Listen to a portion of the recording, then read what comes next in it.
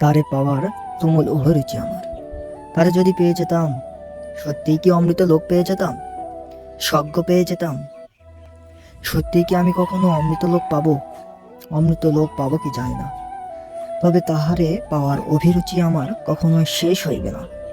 আমি এক ঘূর্ণিঝড়ে অবরুদ্ধ হয়ে গেছি। সে কি পারে না প্রত্যাগমন করতে, নাকি সে আমাকে নিষ্কৃতি দিতে চায় না?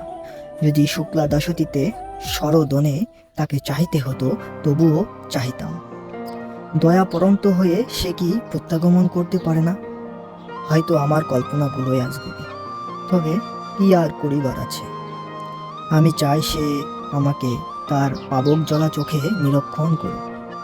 তার জন্য কত প্রতিবৃত্তি আমার ভিতরে।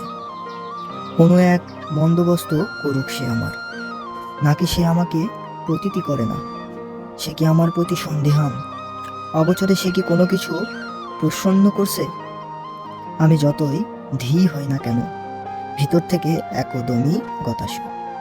পুনরূপী সে যদি প্রত্যাগমন করিত, তাহলে কতই না ভালো হইত।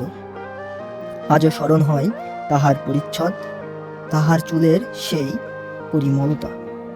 যদি আবার তারে খুঁজে পাইতাম, তাহলে আমার এই হৃদয় কতই না প্রসন্ন হইত। কবে আসবে সেই নওরোজ, নাকি আসিবে না? তাহলে কি আমার মতো মানুষের বর্জয়া বিলাস পূরণ হইবে না?